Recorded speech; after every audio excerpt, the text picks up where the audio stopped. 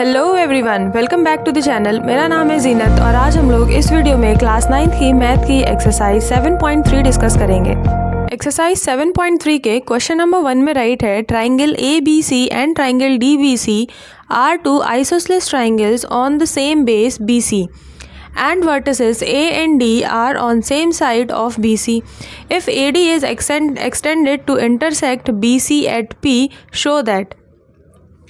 तो चलिए पहले फिगर जो दिया हुआ है क्वेश्चन में उससे हम थ्योरी को मैच करते हैं। बोला है कि ट्राइंगल ABC और ट्राइंगल DBC दो आइसोसेलेस ट्राइंगल है सेम बेस BC पर। तो देखिए ये रहा हमारा सेम बेस BC पर ही ABC ट्राइंगल बना हुआ है और BC पर ही DBC ट्राइंगल बना हुआ है और दोनों ही ट्राइंगल आइसोसेलेस हैं, यानी AB is equal to AC है ABC ट्राइंगल में और DBC ट्राइंगल में DB is equal to DC है।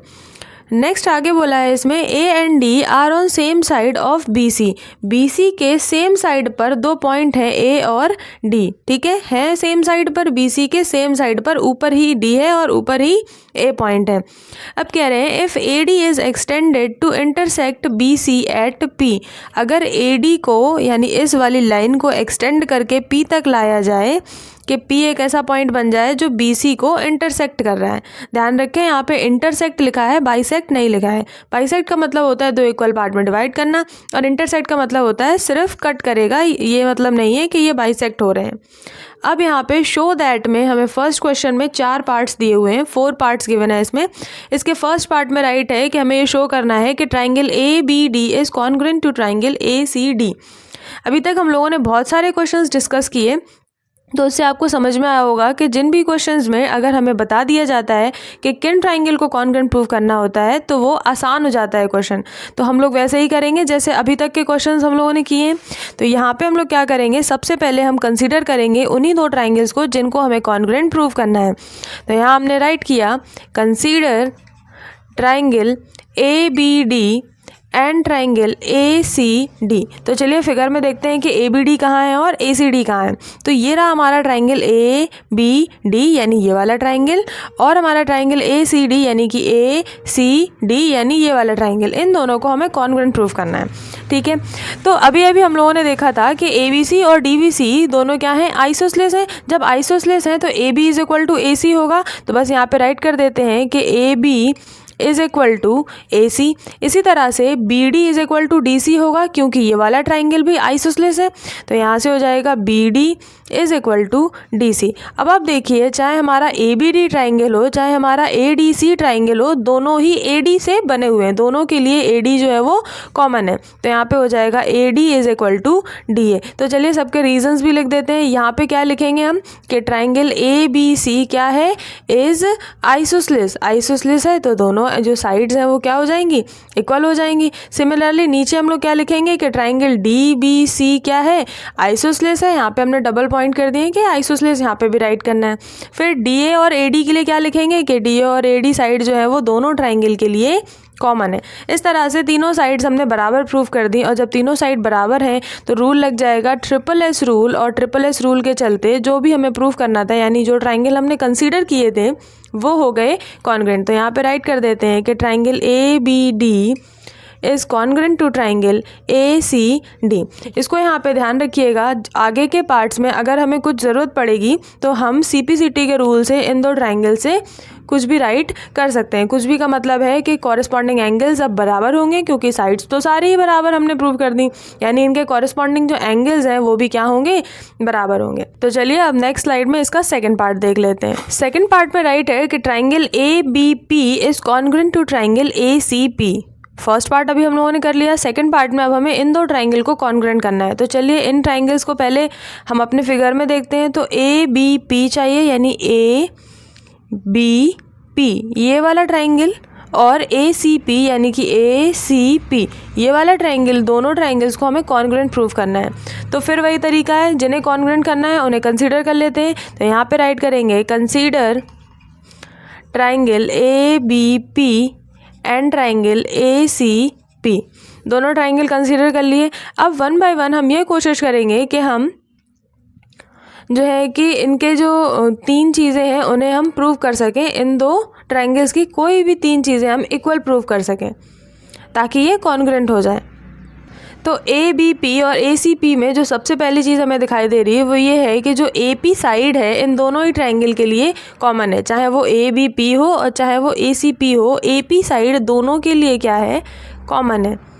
तो यहाँ पे राइट कर दिया AP is equal to AP और ब्रैकेट में राइट कर दिया, क्योंकि ये कॉमन है। अब आप देखिए कि इस वाले ट्रायंगल में AB साइड आ रही है और इस वाले ट्रायंगल में यानी APC में AC साइड आ रही है।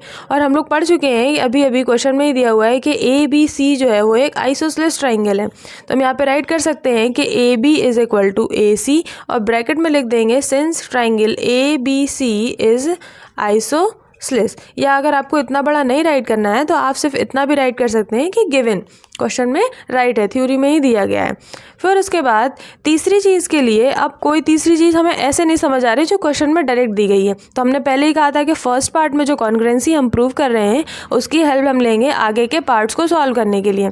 तो फर्स्ट पार्ट में हमने क्या कॉन्ग्रुएंसी प्रूव की थी कि ट्राइंगल ABD जो है वो कॉन्ग्रुएंट है ट्राइंगल ADC के। तो अब इसकी हेल्प हम कैसे ले सकते हैं?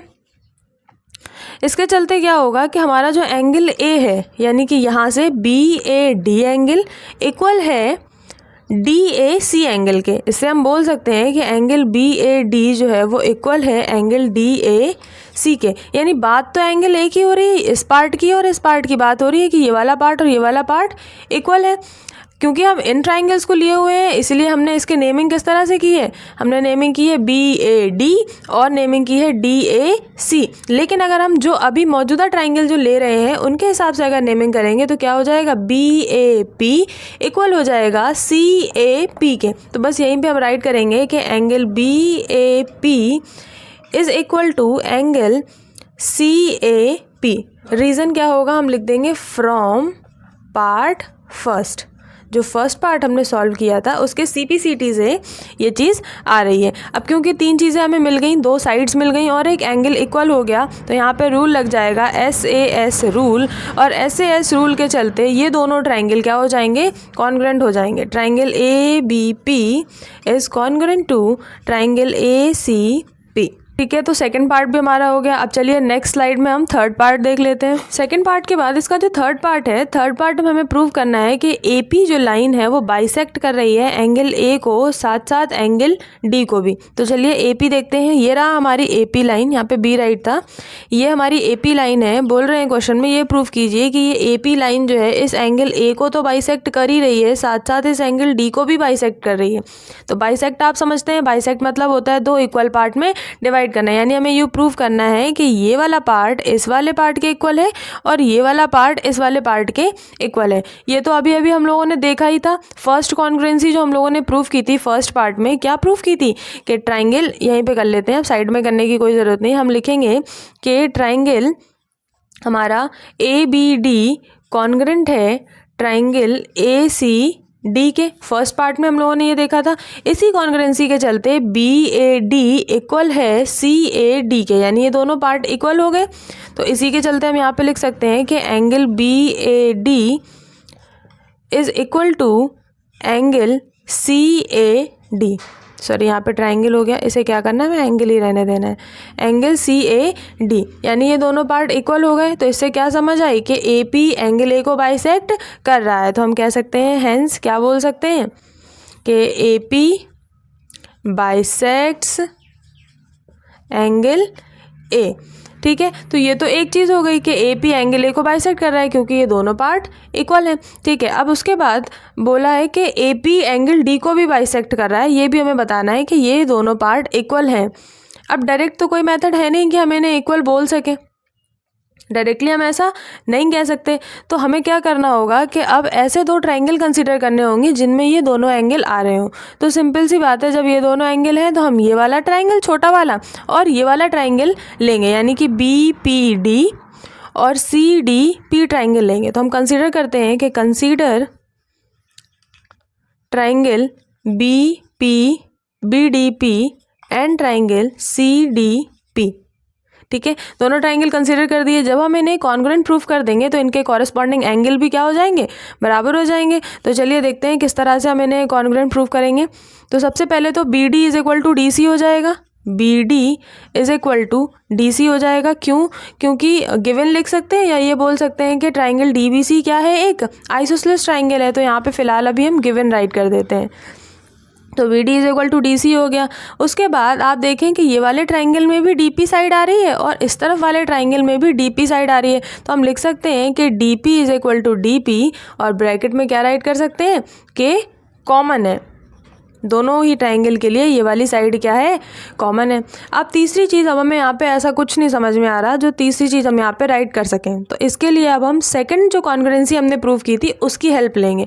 तो सेकंड हमने कॉन्ग्रुएंसी क्या प्रूव की थी कि ट्राइंगल हमारा जो ABP है वो कॉन्ग्रुएंट है ट्राइंगल APC के। जब ABP ACP के कॉन्ग्रुएंट है, यानी कि ये वाला ट्राइंगल इस वाले ट्राइंगल के कॉन्ग्रुएंट है, तो हमारा जो P एंगल है यानी कि APB इक्वल होगा APC के। होगा कि नहीं होगा? बिल्कुल होगा। तो हम लिख सकते हैं कि APB is equal to triangle APC, क्योंकि ये कॉरेस्पॉन्डिंग पार्ट है इसका।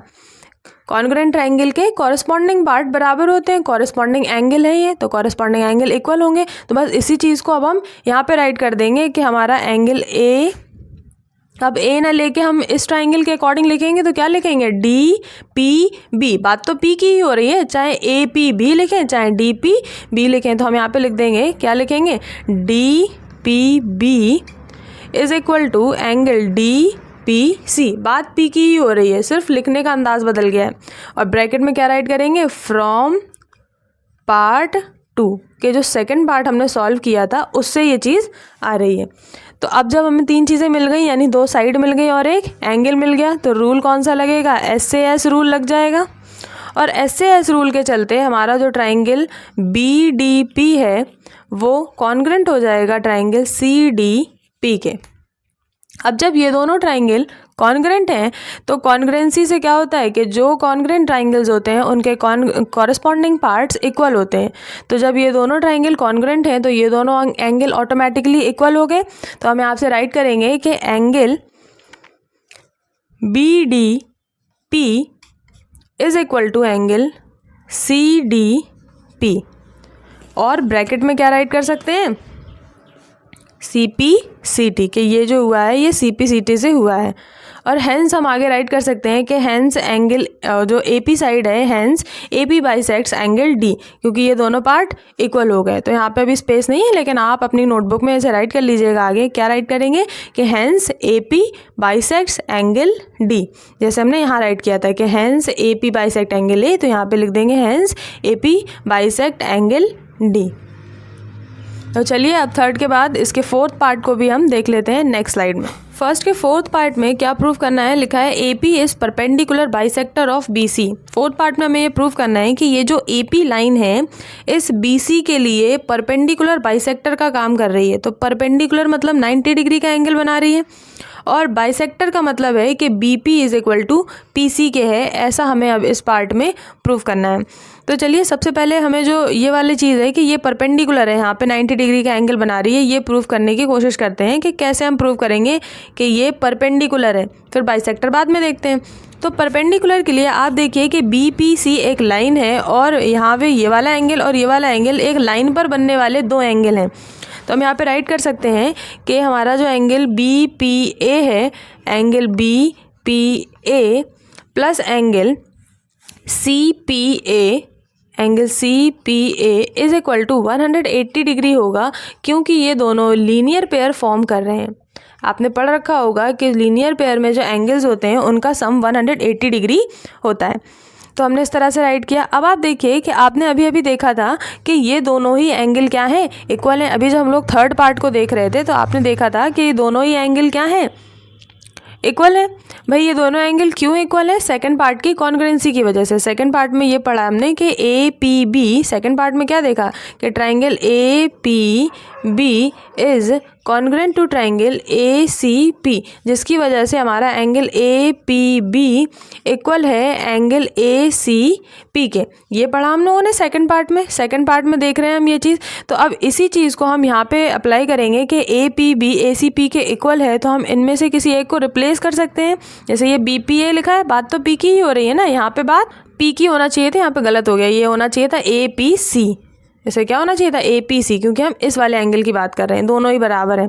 अब रिप्लेस करना है तो हम BPA को BPA बना रहने देते हैं और CPA को BPA राइट कर देते हैं BPA।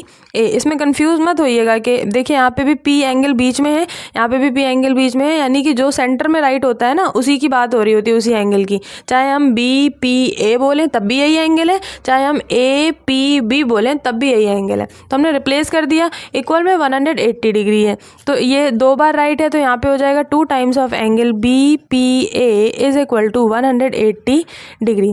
अब जब एंगल BPA यहाँ से निकालेंगे तो कितना आ जाएगा, 2 का डिवाइड हो जाएगा, कितना आ जाएगा 90 डिग्री आ जाएगा, यानी एंगल BPA कितना हो गया 90 डिग्री। जब BPA 90 है और BPA CPA के बराबर है तो एंगल CPA भी कितना हो जाएगा 90 डिग्री हो जाएगा। यहाँ से ये प्रूव होगा कि AP जो है वो परपेंडिकुलर है BC के, AP BC के परपेंडिकुलर है। इसको यहीं पे छोड़ के आप ये देखो, क्या BP PC के बराबर हो सकता है किसी भी हमारे पार्ट्स की सॉल्विंग की वजह से, किसी भी पार्ट के CPCT की वजह से? तो अभी इससे पहले जो थर्ड पार्ट हमने किया था, थर्ड पार्ट में हमने BDP को PDC के कॉन्ग्रेंट प्रूफ किया था कि नहीं किया था? हमने क्या किया है, थर्ड पार्ट में हमने ये प्रूफ किया है कि ट्राइंगल BDP जो है वो कॉन्ग्रेंट है ट्राइंगल DPC के। जब ये दोनों कॉन्ग्रेंट हैं तो ये दोनों जो साइड है वो इक्वल नहीं होंगी, BDP और DPC, ये वाला ट्राइंगल और ये वाला ट्राइंगल दोनों कॉन्ग्रेंट है। जब कॉन्ग्रेंट है तो BP PC के इक्वल होगा। तो हम यहाँ से राइट कर सकते हैं कि BP is equal to PC, कौन से पार्ट से, फ्रॉम थर्ड पार्ट। जो थर्ड पार्ट में हमने सॉल्यूशन किया है उसके चलते BP PC के इक्वल हो गया। बस यही तो प्रूफ करना था कि AP बाइसेक्टर भी है और परपेंडिकुलर भी है। तो हम यहाँ से राइट कर सकते हैं, hence AP is perpendicular bisector of BC। AP BC का परपेंडिकुलर बाइसेक्टर है, 90 डिग्री पर भी है और इक्वल पार्ट में डिवाइड भी कर रहा है। तो ये क्वेश्चन थोड़ा सा लेंदी था, लेकिन सारे पार्ट्स आपस में एक दूसरे की हेल्प कर रहे हैं, कोरिलेट कर रहे हैं सारे पार्ट्स। तो आई होप आपको क्वेश्चन समझ में आया होगा। आज की वीडियो में बस इतना ही, मिलते हैं हम लोग नेक्स्ट वीडियो में। तब तक के लिए वीडियो को लाइक कीजिए और चैनल को सब्सक्राइब कीजिए। Thank you so much for watching.